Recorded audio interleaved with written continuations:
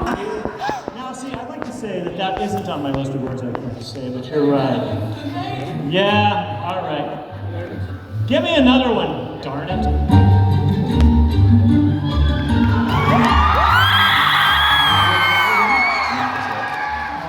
So excited, the sun and the star is coming out at last. Yeah. And we're really excited because Nico and Will are finally getting their own book. They get to plunge into Tartarus together again. Exactly, but not only that, this is a story about a voice that Nico has been hearing that he finally realizes he needs to answer. Okay, so now we're gonna play a little game. And in this game, we have some words we are trying to get the other person to guess. They are all related to this book, but in getting the other person to guess it, there are 5 words we cannot say. I think we can do this. Okay. I'm somewhat confident. We have time. One of these is really hard, I don't know. So, we're gonna put a little timer on the clock. Okay. I'm gonna attempt to get 3 of these from you. Okay. So, if we're ready? I'm ready, let's do it. Okay, so the first is a place in your books that is located, surrounded by water, and it's where they all go to when, oh boy, where everyone goes, there's counselors there. Camp Half-Blood. Yes, all right, cool. This is a character in your book who is not human, and they are the dad of Nico. Oh, Hades. That was one I thought was gonna be super hard. All right, so proud of you. All right, never mind, now this one's really hard. Okay, so in the book, a character has an ability that is revealed, and this ability gets a fun name because it comes out of their stomach. Ability that comes out of their stomach. And it's like a big ray of sun. Light. Yes. Okay. But what is the name that Nico gives this character? Oh, like a nightlight. Glow. Yes, but there's another one. It's revealed after. I can't say the character. I messed up on the easy one, naturally. Okay, so I've got my 3 words I need you to say, and the words I cannot use to describe them. I'm going to see how we do with word association. Ready? Yes. Okay, let's start the timer now. Hero. There's so many. Jason. Type. Demigod. Thank you. Okay. Location. Central Borough. Oh, dumb me. Now, see, I'd like to say that that isn't on my list of words I can't say, but you're right. Yeah, all right. Give me another one, darn it. Okay, I'll go to the next one. We're going to the 3rd one. We have to keep that in. This is perfect. Okay. Cheating. No, okay. Okay, cheating. All right, so here's the, now that I've already blown it, so 3rd one. Breakfast term in the book. Breakfast term? Like, give to another one. Milk. Cereal? Type. A type of milk? Oh my god. You mean like the nectar? What's it Used called? to describe certain characters. Oh my god. Do another word. It's so close. On the bookmark. Cocoa Puffs. Thank you. Okay, here we go. I'm the only one that messed up there. Oh yeah, it's perfect. No, wait, I did say all day don't cheat. Yeah, what do I do? What do I do? I just wait for the cameras to be rolling and you can't stop me. For Central Park, New York, Manhattan, Shreveport. Okay, all right. We'll workshop. We'll get there.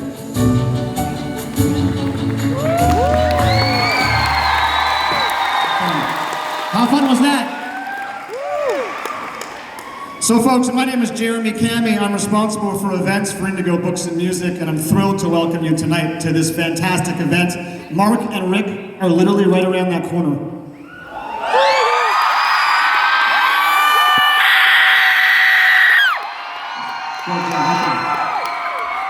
Don't be so proud of yourselves. That was a delayed response, and you know it. Let me first introduce, who is familiar with Mark Oshiro? Mark Oshiro, who's familiar with Mark? Who has read Mark's books? Hands in the air. Good, great. Award-winning, Hugo-nominated author, and also for middle grade books. What I love most about Mark in the green room right now, we were talking, and they said, this entire week, they have felt like a rock star. With all the tours. Is there anything better than treating authors like rock stars? Folks, Mark Oshiro!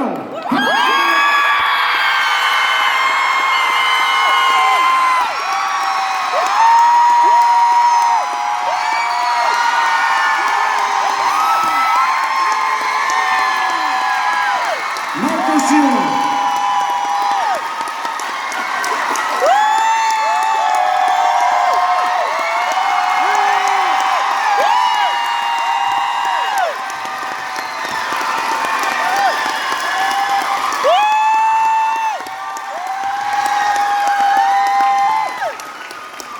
Mark Oshiro, who said that San Francisco may have been the loudest, they got nothing on Toronto!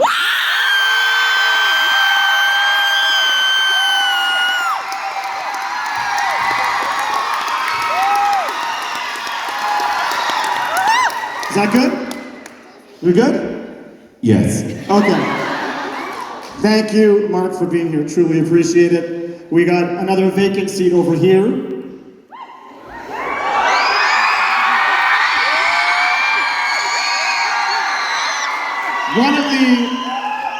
I couldn't read a bio, which most people can read, but I will tell you that Rick is no stranger to Indigo. Rick single-handedly has changed the lives of thousands, if not millions, of children, young adults, and parents who have read together.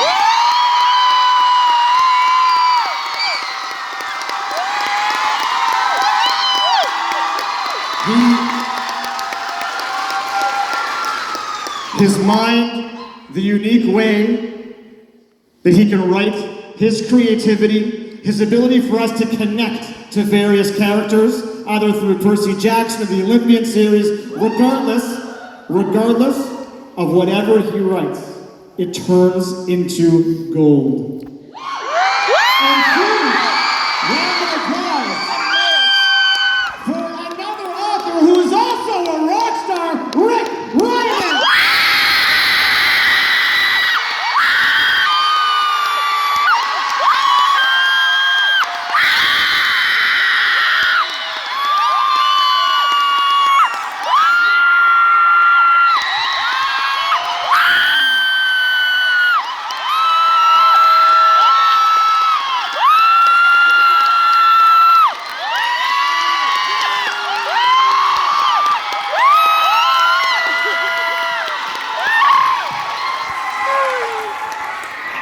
Standing ovation, and it hasn't even begun yet.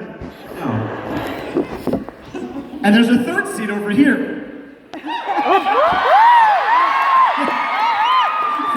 just gonna choose a random audience member. Come on up here. This is the editor, Rick's editor, and obviously Mark for this beautiful and wonderful book, which you all have signed copies of. Huge round of applause, Stephanie Lurie.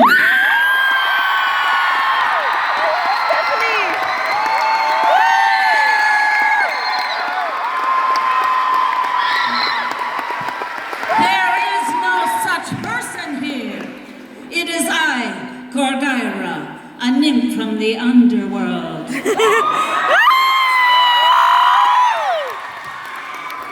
I am here for, how you say, a visit, because I have questions, lots of questions. Now, how do I get up here? Do I go like, no, that's not going to work. This trip's going to take than getting from the underworld. I love Stephanie, she's awesome.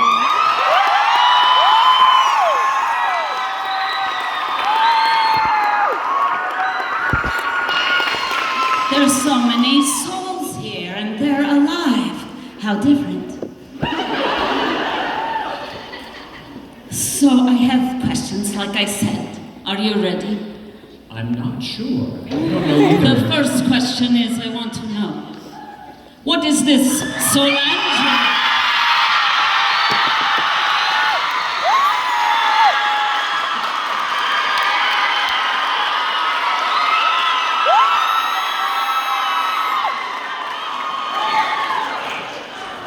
Y'all are louder than the other 4 days combined. Like,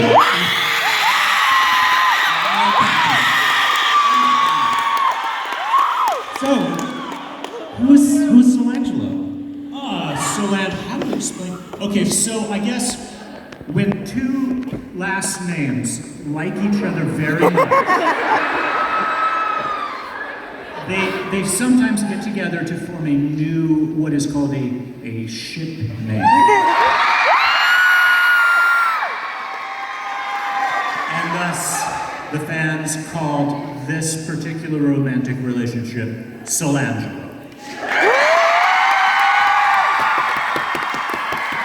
Well, I love romance. It's very lonely where I am.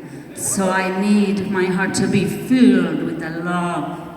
And I hear a lot of whispers of a certain name. The whispers are louder than the souls on my dress. They keep saying, Nico D'Angelo.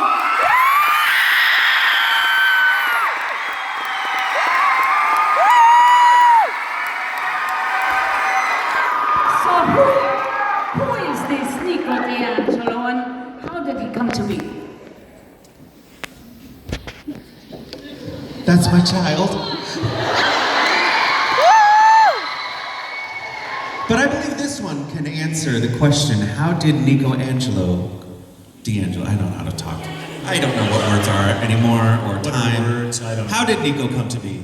So, Nico D'Angelo is a demigod. He is the son of Hades, who I'm sure you're familiar with, being from the underworld.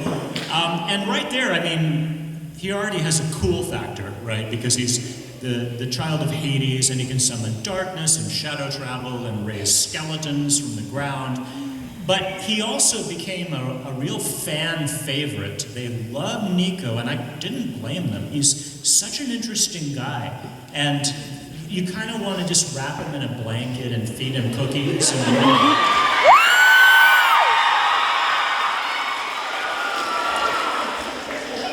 Make a little Nico burrito.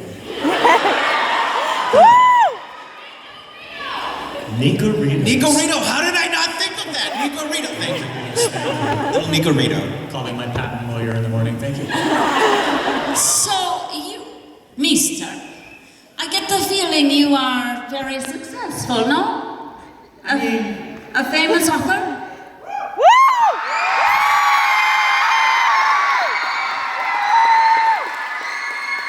So then, why did you have to find... Oh, sorry.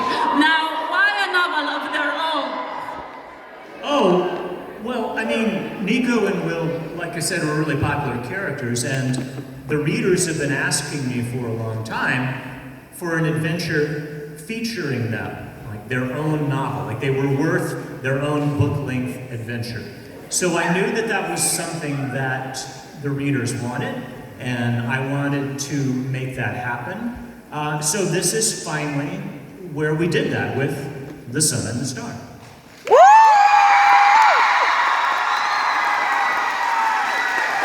But like I was saying before, I got my cues mixed up. Why do you need another author?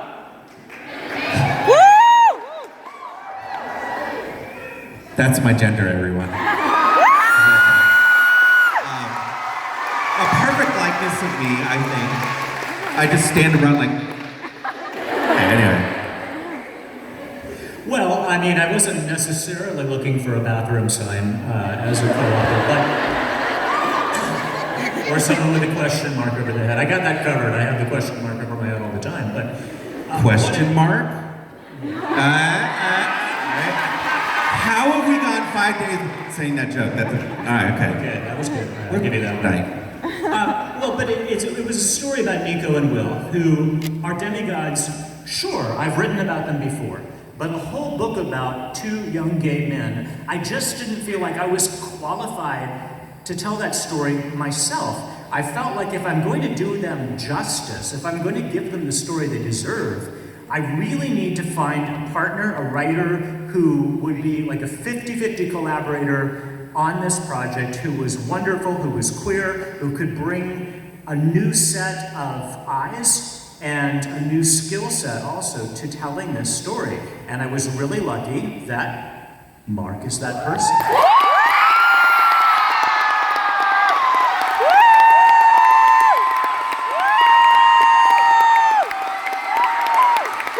Now we are going to probe into why this one is the perfect one. Because I look like a demigod in this.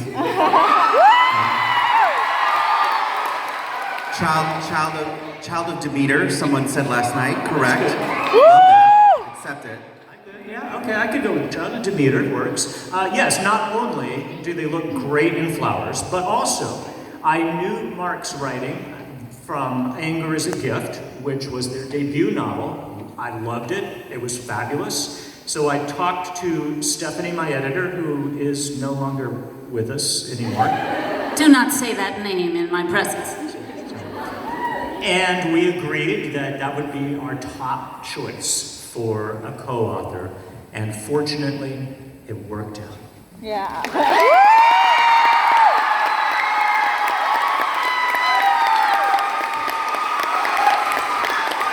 And you, tattooed one, I want to know how you came to this. You started out as an author. See, look at the picture. Thank you for the reminder. I'd forgotten. How did I come to this? It's a very interesting story. In 2018, it was about a week before Anger is a Gift came out. I was about to go on tour as an author for the first time for 2 weeks. So I texted a friend who actually used to work at Disney with, rest in peace, Steph Lurie. We miss you so much. And I was like, hey, I need a book to read. Like something to read that is, kind of casual. I want something exciting. I want to disappear into it when I'm like stressed out in all of this travel. And she was like, you should read Percy Jackson. And I was like,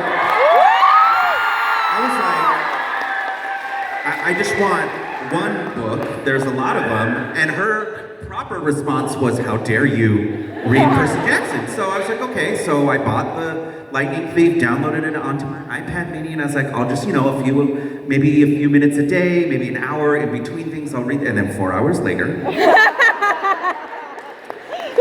read the book. And then 2 weeks later, the tour isn't even done, I'd read all 14 books that were out at the time.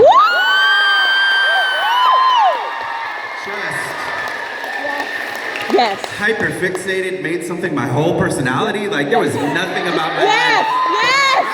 So, this is where I actually reveal something that I have not told you this whole tour, and I didn't realize it until we were in the green room in the back, is that my first love in terms of characters, genuinely, not to be cheesy, was Nico. For reason. Nico, as someone who is queer, as someone who, experienced trauma growing up, specifically around my queerness, I love this character and his darkness and his loyalty. And I have been wearing this every night and forgetting to talk about it. When I finish reading the series, I bought myself this skull ring. It's like, and I've been wearing it every night. And, this thing is old and discolored. And I don't even remember where I got it, but I've been wearing it every night. It's like, this will be a good reminder to talk about it. And I keep forgetting because everyone's so loud. So it's like, this was I loved it. And so then I thought that was like the end of my story. I'm a Percy Jackson fan. It's great. I read the series 2 times in this course of 1 year, like all 15 books twice. That was me. I wrote a book. It went out in the world. It was great. I wrote another book. And then I thought that was the end. I didn't think this would happen. But I think the roots go much deeper, no? Back to your Oh, boy. childhood? I need to point something out. Two things out. We're moving. Let's go. This is me at 11. First week of 6th grade. I was student of the week. A straight pathway to being gay is being student of the week. Okay. You can't read it. It's kind of small, so I'm going to read it out to all of you. Down here at Hobbies, it says writing stories. That is literally what I told my teacher. I was a huge fan of the Goosebumps books. The first one came out when I was 9 years old. I was about 9.5 when I wrote this. I wrote my own Goosebumps book. Let us all appreciate that young in the closet me named a book Stay Out of the Closet. I knew. My God. Hold on. Someone made the funniest joke on Twitter today because they posted this photo and they were like, oh my God, like this is Nico, but they said, this looks like Nico in a different font. And I was like, correct. This is me at 19 years old. You know, I grew up in the punk rock and hardcore scene in Southern California. I was wearing, you know, makeup, mohawk, piercings. I was a grumpy little ball of darkness. In every way. And I loved it. And so, Gorgyra, I feel in many ways that I was destined to write this character, even though the idea of writing it never occurred to me because prior to this was not even floated as a possibility. You couldn't have on your bucket list of things to do write a Percy Jackson book because the author of the Percy Jackson books is Rick Riordan, not me. So again, my story was over, or at least I thought so. And you, Mister, perhaps you have something embarrassing to share as well? I don't think so.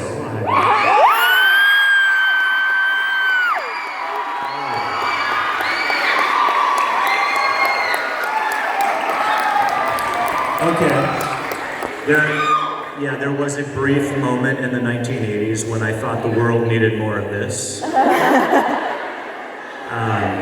I came to my senses.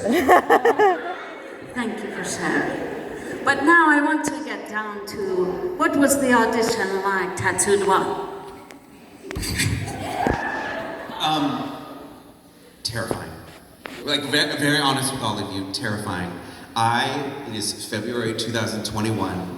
I get an email from my literary agent that I genuinely thought was a prank.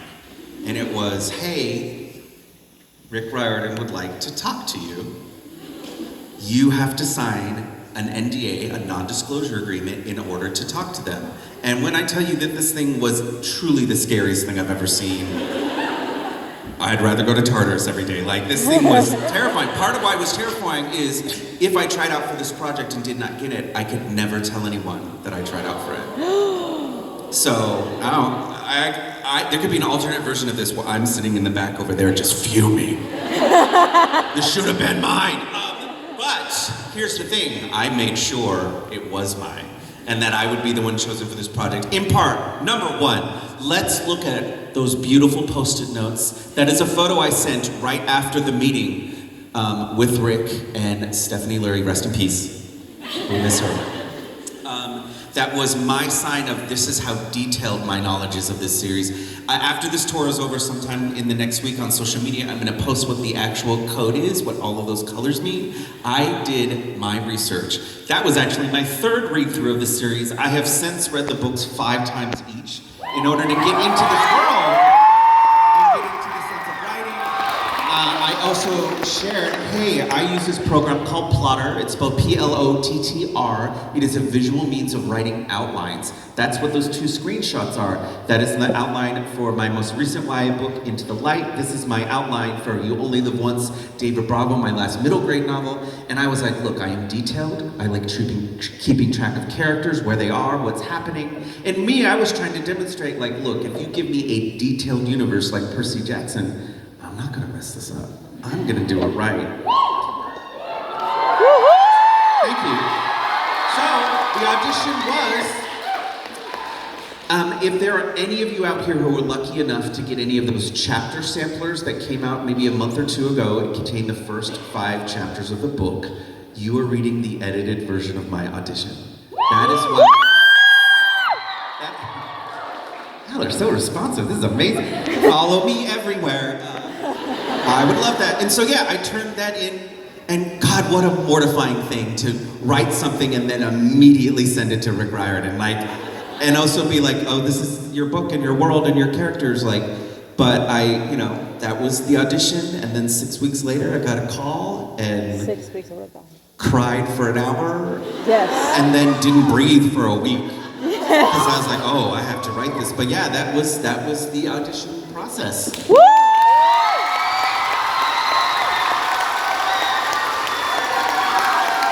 So we've learned how you got the job, but now I want to talk about the job itself, the process.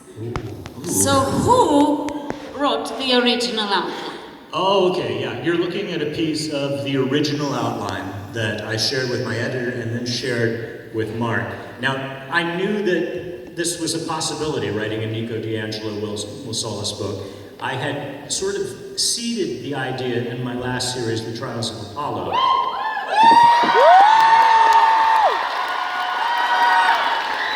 But for instance, I didn't know what the prophecy would be. I sort of said that there was one, but I didn't let you hear it in The Trials of Apollo. And then I left that for whoever my co-writer might be. So I wrote this outline. Here's what I think will happen. Here's where they will go, the monsters they will meet, the general plot. Then I sent that to Mark. They did a second outline that was much more detailed. Sent it back to me. The outline went back and forth a few times, and then we launched into writing the manuscript. Mark did the first pass, I did the second pass, and it went back and forth until we were both satisfied that what we had was pretty much a 50-50 combination of Mark's style and my style. It would be really, really hard, I think, to pick out any line in the book, and first of all, for us to know who wrote it, and secondly, for you to guess. I've already heard some people guessing, oh yeah, Rick wrote that part and Mark wrote that part, and they're wrong. Which was a very fascinating thing as a creative person too, going into this and knowing I have a very, very different style than Rick does. And which was scary, that is scary to think okay, do I mimic how Rick normally writes? Do I write how I normally write? Is there a balance in between that? And so, as we started going through this process, which you left out a step, Yeah. I believe there was a moment in which Becky Riordan, Woo! very instrumental in developing this book, in particular a character I haven't heard everyone yell about, Will. Because this was going to be the first time that Will was going to be on the page in a very, very significant way, not just narrated by another character, but narrated by his own thoughts. So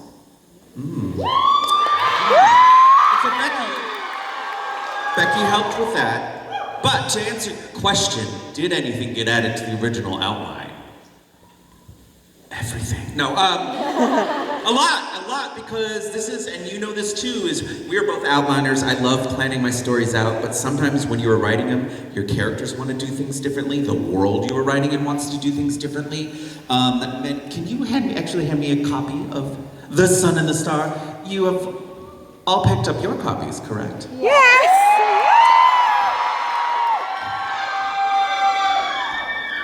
Oh, I can't tell if these are copies or Bibles. They're both, right? Okay, anyway. That is the Bible. Come on. Calm down. We're not letting that joke get any more spicy than that. All right. Many of you have noticed, if you picked it up and looked at the pages, there is a weird little dark line. I'm just going to keep this Yes. here. When you read that, that is the first time, as I was writing from the outline, that I changed the outline. And it was very scary. I did not email Rick, I didn't email Becky, I didn't email our editor, rest in peace, at all. I just had this idea, and it seemed like a good idea, and so I just swung with wild abandon. It was like, I think this book needs this. And what was so great about this process was that from the very beginning, Rick and his team said that we want this book to be as much yours as it is Rick's. Please create and add canon and connective tissue and emotions. We want this book to be yours too. And so I did a thing, and it made it to the end. A lot of you have yelled at me on Twitter about it. And I can take it. But you added things too. I would get drafts back from Rick, and it was like reading a whole new book. Yeah, and I really learned a lot from working with you, because you do allow more room for the emotions to breathe and to have moments where the characters are thinking about all the things they've been through and what it means, and to develop those relationships. And sometimes I'm so plot driven, I want things to move really fast and funny, I forget to take the time that you need to develop that emotional context, which is something I learned from you and which you do really, really well. Is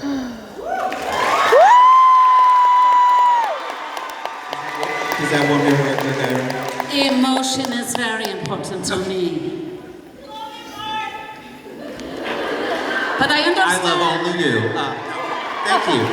I understand that some of the additions are my friends. Oh, yes. We have people from the underworld, we have people from Tartarus, and we even have myself. How nice. Yes, down over here on the right.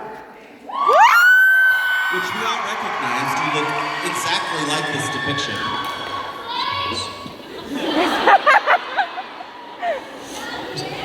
So you're kind of wondering, how do we pick the monsters? Yes. Well, How did you know? Okay. I mean, some of these you've seen before in other Percy Jackson books. A lot of them are native to Tartarus, if you want to say that. I mean, a lot of them were just ones we hadn't used before and we thought were interesting. There's one in particular, though, that I didn't know myself, even after writing about Greek mythology for 20 years. That was all Mark. You want to tell them about yours?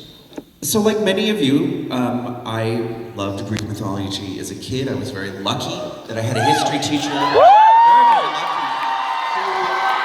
who delved into a lot of the myths and showed how fun and weird they are. They're real weird. You all know, obviously. Yes. And so one of the things that my teacher introduced me to was the Journals of Alexander the Great.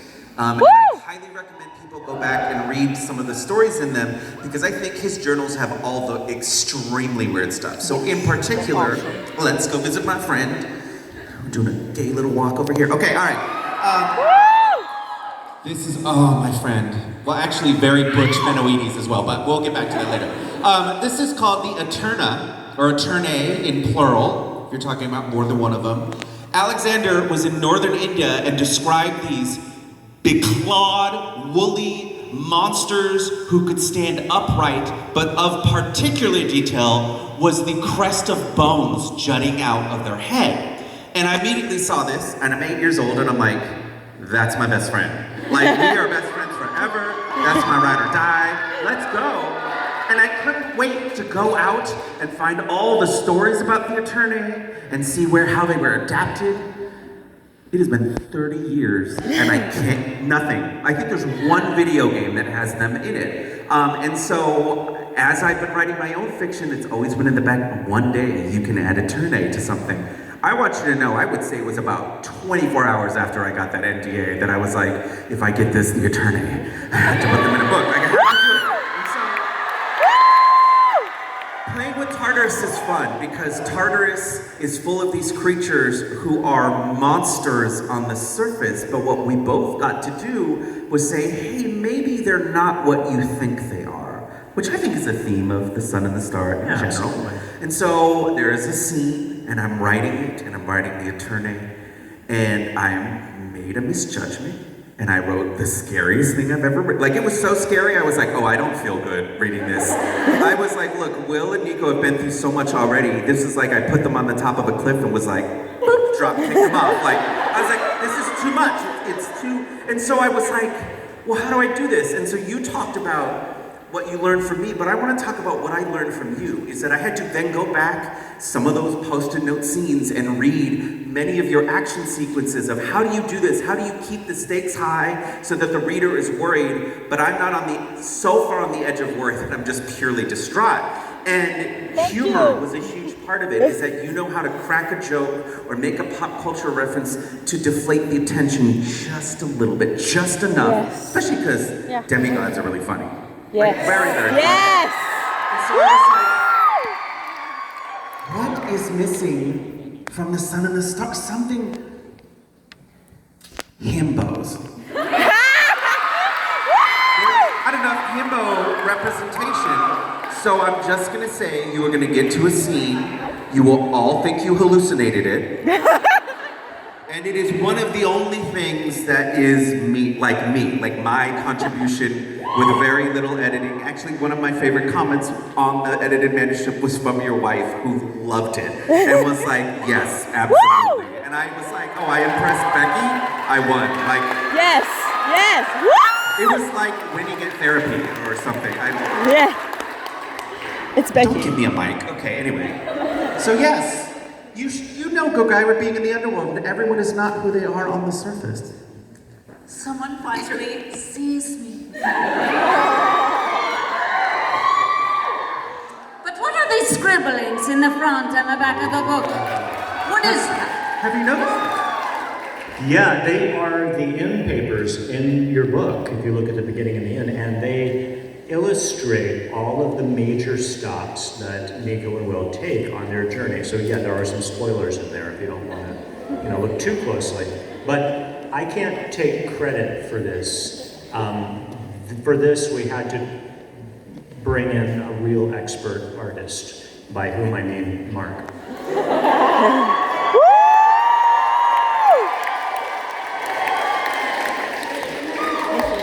I get an email.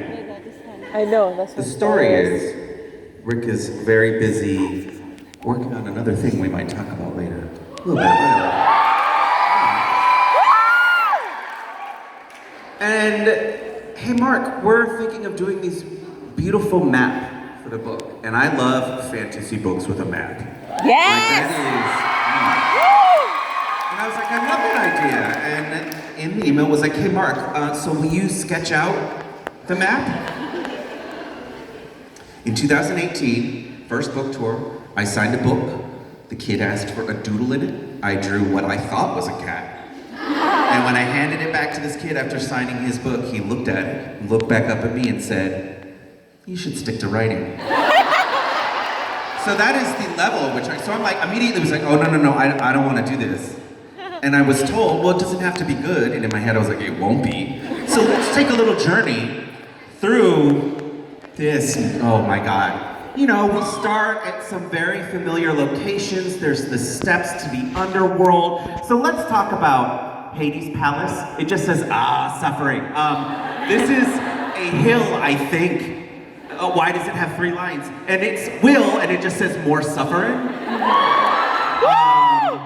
That's a troglodyte right there. This is Menoetes, and it just says, please don't judge. My favorite detail though, and I will publish these on Twitter so everyone can see, is right here. I had to draw Persephone's garden.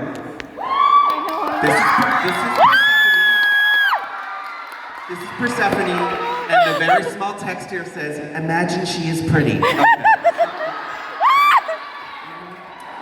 Dracon, I don't know what I drew. So that somehow got turned into what is in all of your books. So, I guess I'm a true artist now. Thank you for supporting me. We have had our fun. But now I must ask the most important question of all. And if you do not answer it correctly, I will not let you leave tonight. Are you ready? I love that one person was like, yeah, all right, they're not leaving forever. Get it wrong! Yes, Okay, let's do it. Do you have a favorite part? Woo! A favorite part of the book? Wow. There's a lot in this book. I think, off the top of my head, I really like the scene in Persephone's garden. It's a really interesting place, and I had imagined it one way, but the way that Mark wrote it was a lot better than I had imagined it, and I think it's a really, really great moment. How about you? Do you have a favorite? there is please stop. There is a really great moment as well before the Persephone's garden scene. And I mentioned this before, but like one of the beautiful things about doing this and writing as a co-writer was that, you know, I wrote the first draft, but then when Rick wrote the second one, I would get it back and it was like a new book. And so I feel like I got like 10 Sun in the Stars because everyone was different. But in particular, there's a scene involving the troglodytes in which you wrote a joke that made me laugh until I cried for like 5 minutes. Because it's so funny and it's your humor. It is a humor that I never would have thought of. But for me, it really signified like what a delight it was to write this with you, because you were like always doing these things to make me laugh and make me gasp throughout the process. And then I was always writing to impress you. So the actual answer to this question is my favorite part was writing this book with you.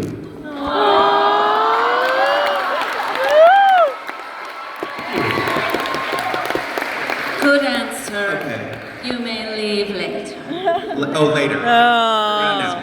We have a few more things to go over. I understand you, mister, are very busy man.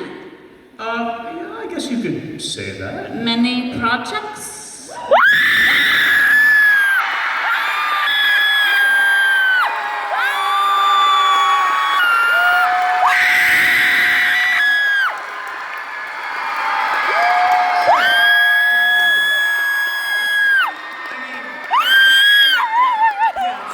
It's been a busy couple of years. I gotta say, the last time I was in Toronto, by the way, doing an event, I had to look it up. 2014. That's the last time I did an event here. That's way too long. So it's really nice to be back.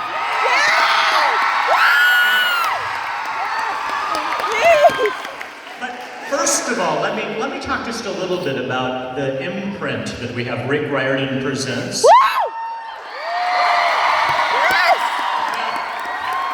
If you're not familiar with what this is, the imprint, these are not books that I wrote. I didn't have someone ghostwrite them. I didn't tell anybody what to write. These are books by other writers that I helped publish because I love these books and I sort of act like a cheerleader for the books.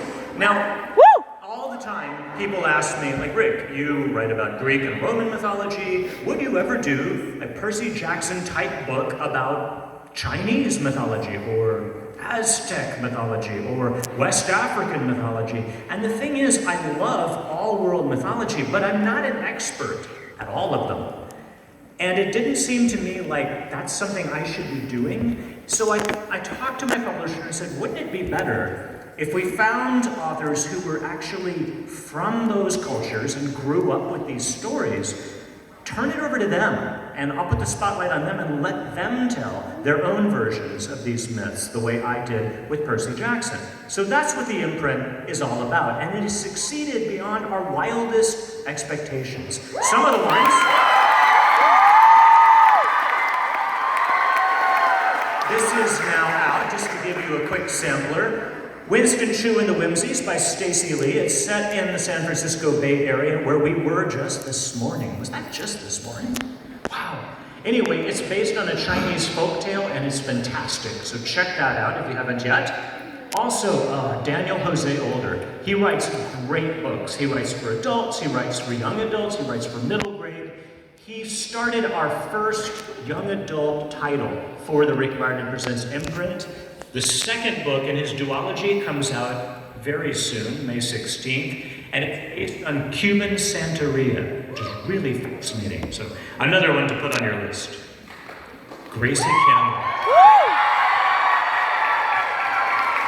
My only regret about this series is I still haven't met Gracie because she lives in New Zealand.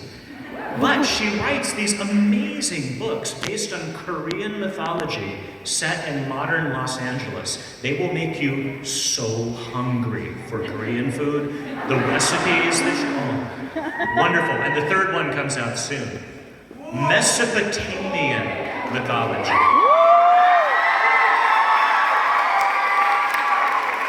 I'm all about those Babylonian gods. I love that mythology. Sarwat Chadha, who lives in London, is doing a series based on Mesopotamian mythology. And the second one is coming out in August. Fury of the Dragon Goddess. If you like dystopian, ooh, this is your book.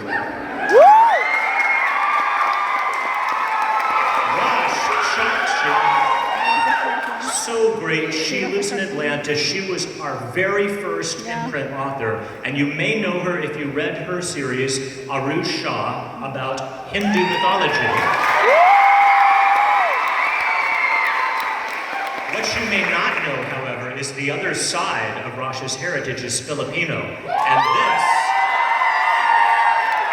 this is her take on Filipino mythology. I never thought I could like a book from Rash as much as I like Arush Shah. I don't know. I think this may be her best book yet. Rosie Brown, she writes the Surah Botang series, which is based on Ghanaian mythology, but in modern America. This centers on vampire hunters. But these are not the vampires you're used to. These are West African vampires, and they are so much worse. And so this poor young girl has to hunt these vampires as her father and mother did before her. Fantastic stuff. So check that one out. And J.C. Cervantes. Woo! Oh, so good. She has already done several imprint books on Aztec and Maya mythology. Her next one is coming out very soon, Dawn of the Jaguar. And I could not leave out Yoon Ha Lee. This is a really difficult series to even describe. It's kind of like Star Wars with Korean mythology. It's fox spirits in space. It's amazing. And the third one in the series is coming out soon. Well, this is how.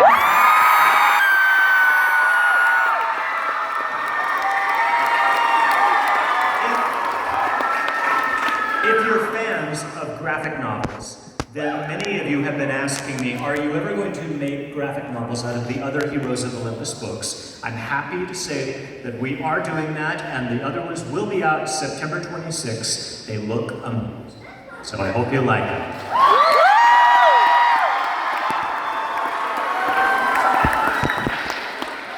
And finally, a question I've been saying for years to Hollywood. Seriously, dude?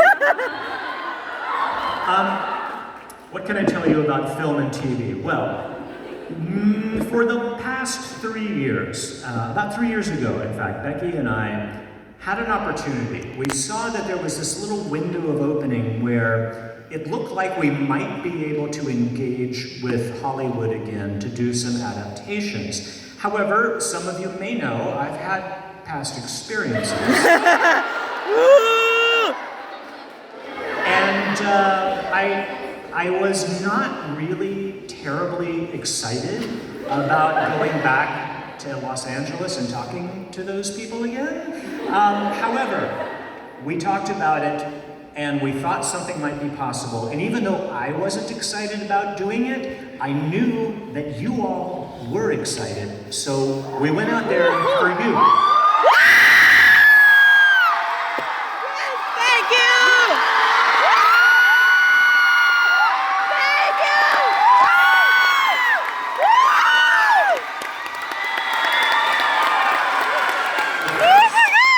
The first thing we wanted to do, there was an executive at Netflix who really loved the Kane Chronicles, my Egyptian series. And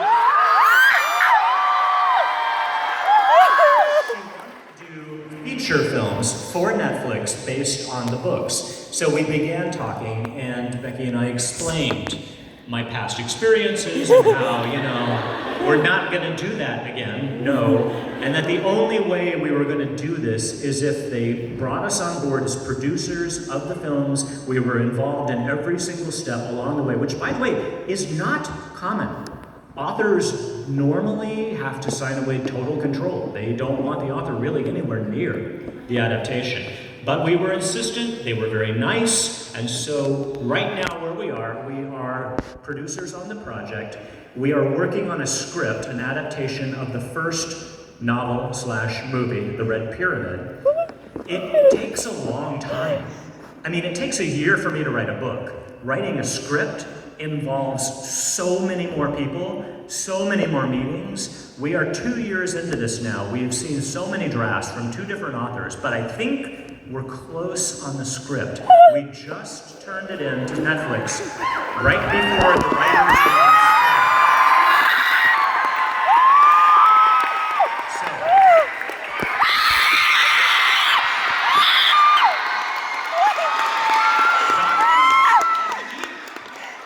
Daughter of the Deep is my standalone novel that is an homage to Jules Verne. It's a science fiction adventure based on 20,000 Leagues Under the Sea. Anna Descartes finds out she is the descendant of Captain Nemo, and she has to reclaim his heritage. Well, this is at Disney Plus. We are adapting it again with us as producers into a feature film. And we are again in the script process. I am writing the script along with the co-author Aditi Kapil, who's a wonderful screenwriter. And right before the WGA, the Writers Guild, went on strike, we were able to turn in our script to Disney Plus. So, phew, just in time.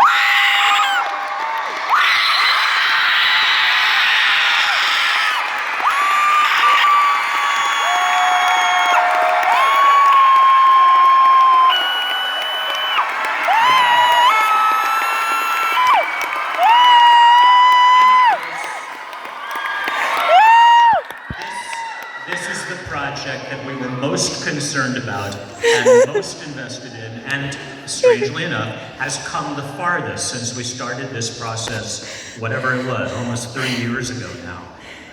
Percy Jackson. Well, here was the opportunity we saw.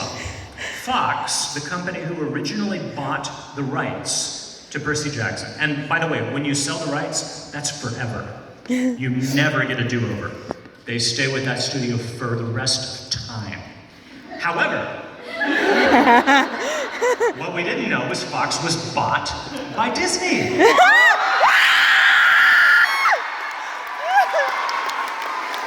And so we told Disney, hey, did you know that you now have the rights to Percy Jackson and you can do an adaptation that's maybe better than the Peter Johnson movies?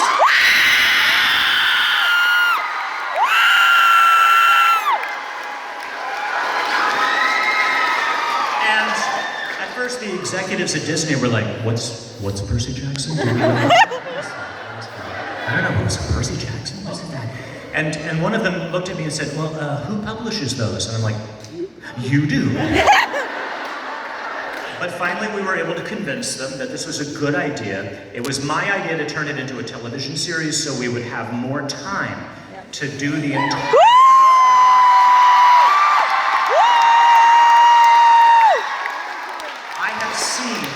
I have read every single script, every version of every episode. I have seen every cut of every episode so far. We have finished filming. We are now in post-production, which I'm just going to warn you, this takes a long time. That means we're doing special effects, we're doing the music, we're doing all of that stuff that makes it final, makes it look good. But I've seen rough cuts of the whole first season, and I can tell you my reaction was relief.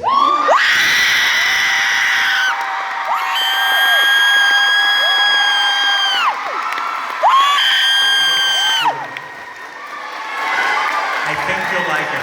In fact, our new golden trio down here, Annabelle, Percy, and Grover, today, I wondered if maybe you would help me with something. Today, in fact, is Ariane Samadri, our Grover Underwood's birthday.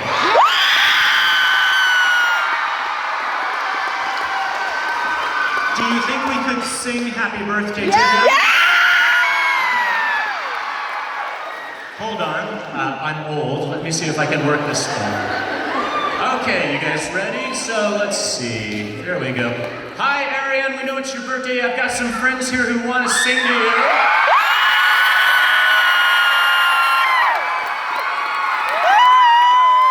Happy birthday to you. Happy birthday to you. Happy birthday, dear Ariane. Happy birthday to you.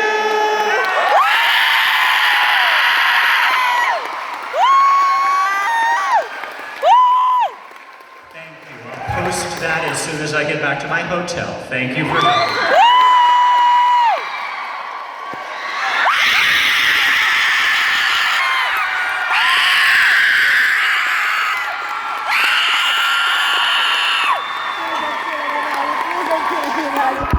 My bad, I thought I was done. Funny thing happened on the way to the adaptation process. I had told the studio at one point that if they wanted me to, if it helped them with the idea of doing a TV show, I said, well, maybe like as sort of an added bonus, if you guys will agree to do this, I could write a new Percy Jackson novel.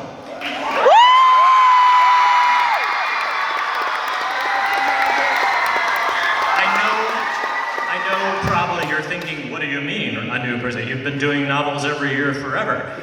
But what I mean by that is I haven't written a novel-length adventure from Percy's point of view, featuring the trio, Percy, Annabeth, and Grover, since The Lightning Thief, really. This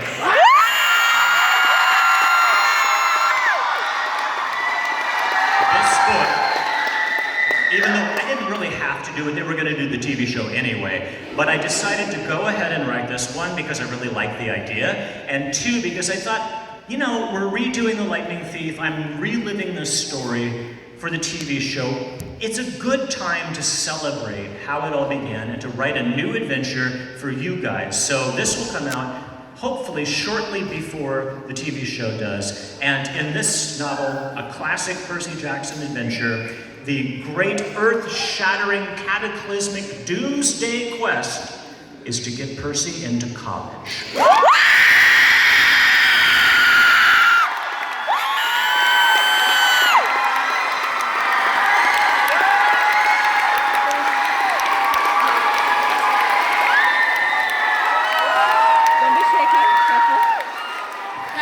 Mister, I think you gave lots of good information. I could not hear any of it because of the screams, but now I would like to hear from the tattooed one.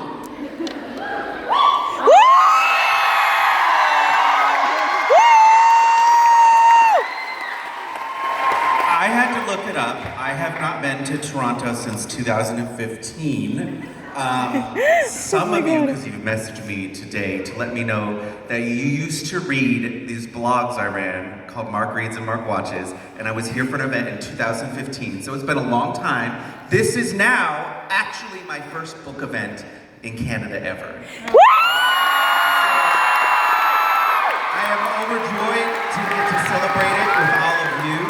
Some of you are meeting me for the first time today and Through the Sun and the Star. But The Sun and the Star is not my first novel, it is actually my 7th.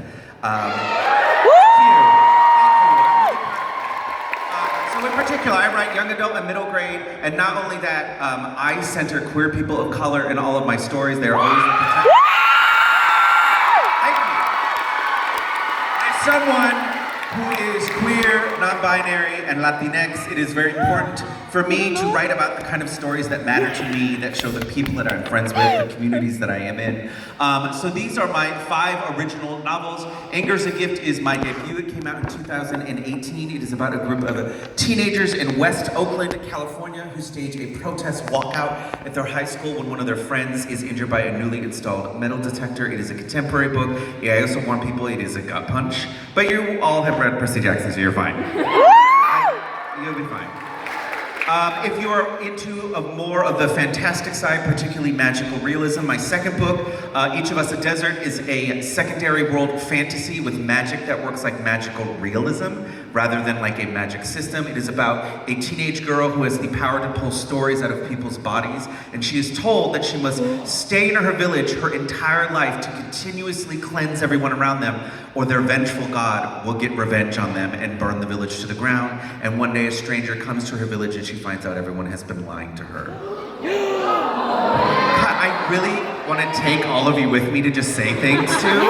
I love this, it's so satisfying. I have 2 original middle grade novels, The Insiders, which is solely based around one joke, which is I had this idea of like a kid running away from their bullies who's being bullied because of homophobia, and he runs into a closet and he's like, I'm in a closet. And then I wrote a whole book about that joke. The Insiders Outsiders is about 3 kids who find a magical room at 3 different schools across the United States that somehow allows them to access one another. And they don't understand why, except they all are running away from bullies or difficult situations. And then the room starts forcing them to solve each other's problems. I love all of you so much. Okay. You Only Live Once, David Bravo is my chaotic gay time travel novel about the most indecisive kid who is indecisive because he realizes he may have a crush on his best friend and he doesn't know how to talk to him about it. And so, gay crushes, I guess. Cool. And so he accidentally summons this chaotic, shape-shifting being who reveals that she can allow him to travel into his past to redo his greatest mistake in life, but he can only choose one. So he chooses one, makes a new choice, is returned to the present, and discovers he broke the world a little bit. So he has to continuously go back to an earlier point in his life to figure out what was the actual mistake he made. And I'm not gonna tell you, you've gotta read it. And finally, I will say that this is a book that I would recommend for a little bit older, not a middle grade book, but Into the Light is my newest YA novel. But I am talking about it very much in terms of Nico D'Angelo because this is the book that took me, this is my 6th book overall, it took me all of the books before to feel brave enough to actually talk about my childhood. I did have a very difficult upbringing in this very religious community in Southern California. So Into the Light is a thriller about 2 boys' lives who are intertwined because of a religious camp in the forest, in the mountains of Idlewild, California, which is very close to where I grew up. One of the boys is in this camp but cannot remember his past and is constantly told he is a miracle. The other one is trying to find it because he believes the body outside that was found outside of it is his sister who was responsible for kicking him out a year prior. I love you. I love everyone who gasped at that. It's a very dark thriller, but it is very much my chance to sort of write about trauma and how I experience it, which I also got to do with The Sun and the Star. So you can get any of these books through Indigo. I love you, Indigo, so much. And I will also say, please, I'm very easy to find on Twitter and Instagram. I will be back here. I don't have the details, but I will be back here for a book event in July. Questions about Nico and I'll tell you everything. Yes, I will Please be do. here. Thank I will you be for this here. opportunity to talk about all the cool stuff that I write. Yeah. Well, I don't know about you, but my heart is full. But I know that these souls, they too have questions like Gorgaira. And we will take a few for a few minutes. Okay. We haven't seen these. Yeah, we have not seen these. We don't know what's on them. Okay. For you, mister, are you ever surprised by fan reactions to characters? For example, did you expect Nico to become a fan favorite while writing him? If you have seen the early official art for Nico, you may have an inkling that no, we did not expect it. Wait, I haven't seen this. Oh, Google should I it, look Google it it, Google it, yes! somebody tweet that to him, okay? Will you tweet that at me? Please don't. Okay. I haven't seen this. Yeah! So no, I did not expect him to become like the goth god of hotness. I didn't. But yeah, I'm always surprised. Tattooed one, put that down. I have a question 20 of for you replied to me. Hold on. It's related. No, that's not real. I feel. Remember earlier there was the bathroom image with the question mark. That's what this is. Perfect. Like, thank you. If you cannot share with the whole class, it is rude. Okay. But is Nico any good at art? Is Nico any good at art? He's good at the art of sarcasm. Let's start there.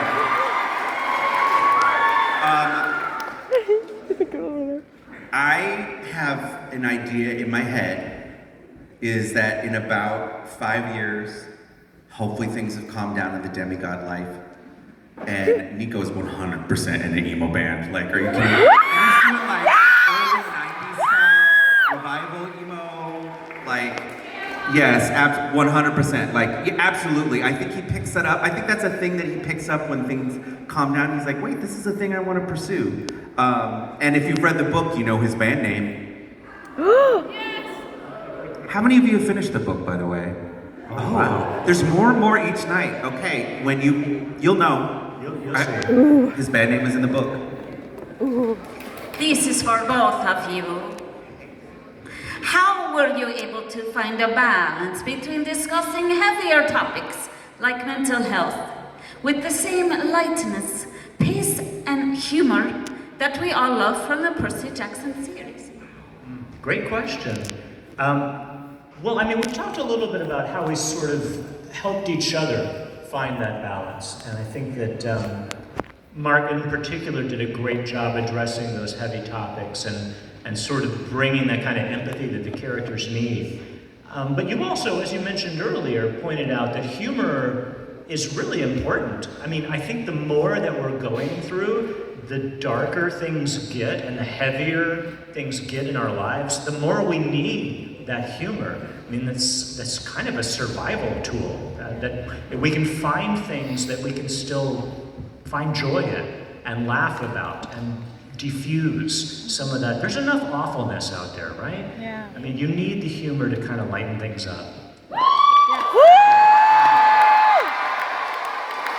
I remember after I'd read the outline and then went back to read the series again with a particular view of some of the stuff that you had put in there where I was like, oh, I need to pay attention to that. I remember there's a scene where Nico and Reina have a really interesting conversation about PTSD. So I was like, okay, this is not the first time this has been mentioned in the series. I think it's time to have that conversation a little bit more in depth. And if I can be vulnerable with all of you in this room, I have complex PTSD. And so I was writing from this place of, well, what would I have wanted to see at 10 years old? Reading a fantasy book, you know, or at 14 years old, or at 16 years old. And this character who I love, who has also been, because Nico has been through a lot. He's displaced from time. He's had some very traumatic experiences in his life.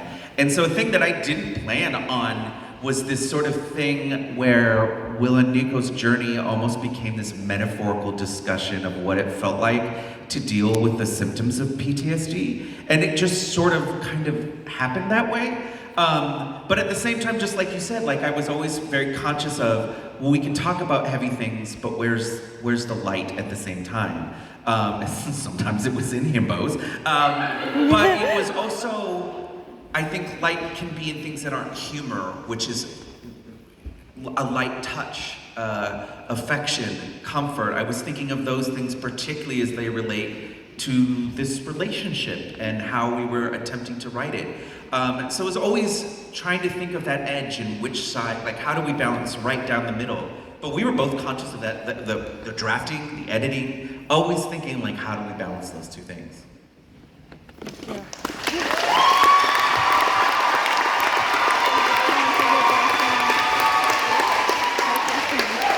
For you, mister, will Nico go to college? Wow. I assume he probably will. I don't know what that will look like. And as I'm saying that, I realize I used the name Will twice in that response. And I think will play a big part in whatever that looks like. But yeah, I guess we'll see. I don't know, maybe he'll take a few years off and tour with an emo band.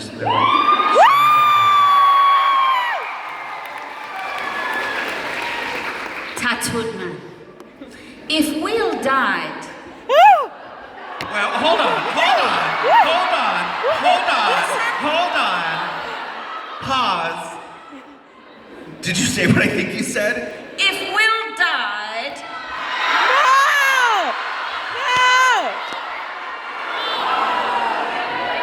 listen to the rest. I'm trying. How would Nico take revenge on the one who killed him?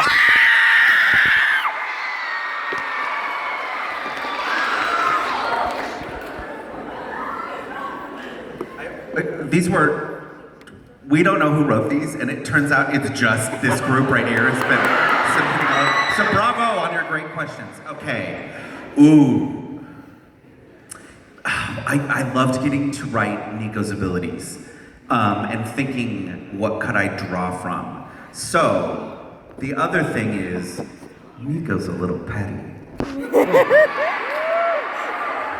So my thing is, I think he would do like a long con where he tricks someone into thinking they're friends and then like sets them up with someone to get married, and then as they're going down the aisle, it's revealed that all the people trailing behind them are actually skeletons he's raised from the ground.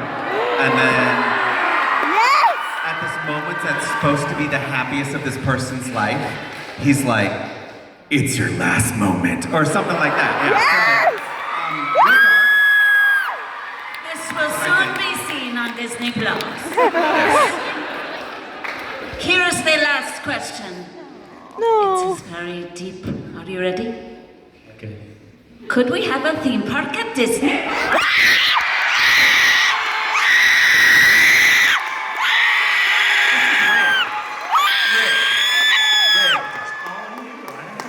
You just write good questions, I guess. Yeah. I would love to see something about like that at Disney. I think that would depend on a lot of things. There are a lot of things that would have to happen first. One, I would have to make sure that everyone at Disney knows that Percy Jackson exists. Second, I would have to see that the TV show does really well. Right now, I mean, we only have season 1 greenlit. I'm kind of confident that you'll love it, but if you do, then hopefully, we'll get more seasons and we'll be able to do the whole 5-book series. And if it does well enough and gets the attention of the higher ups at Disney, who knows? I guess it's possible, but I don't know right now. But we'll just have to keep our fingers crossed. Here's the thing though. What would the rides be? Because like I'm thinking, what I want is a version of It's a Small World, but it's everyone's Mr. D. Like all of them. Every single one is him. All full costumes, every language. He butchers every language. He insults you in every language. Like, it's perfect. The last ride from first Well, one. what Gorgaira would like is free fall into Tartarus. Woo! Woo! The last ride. That's not a bad idea. The last A ride. free fall into Tartarus is one of the rides. Oh my god. The last ride. Well, I thank you. I still do not know your names, but I've enjoyed speaking with you tonight, and I'm sure they have too. But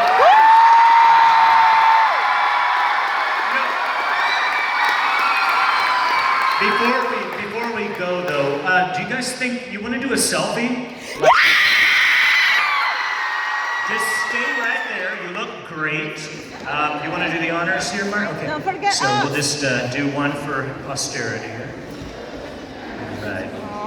Okay. Oh, yeah. Look at that crowd. You all look great. All right. Ready?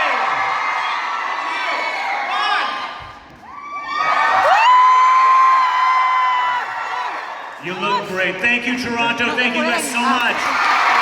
Thank you. Mark Oshiro, Riordan.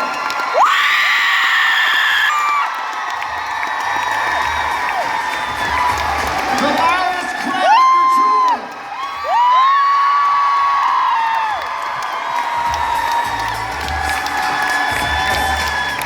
All right, so folks, couple of announcements. For those folks that are on the Twitter, Indigo Green Room is our handle. Tweet us your photos, we'll retweet them. And if you have any upcoming events you'd like, any authors, let us know right away. Other than that, safe travels, fantastic summer. Hopefully we'll see you soon. Pop that music!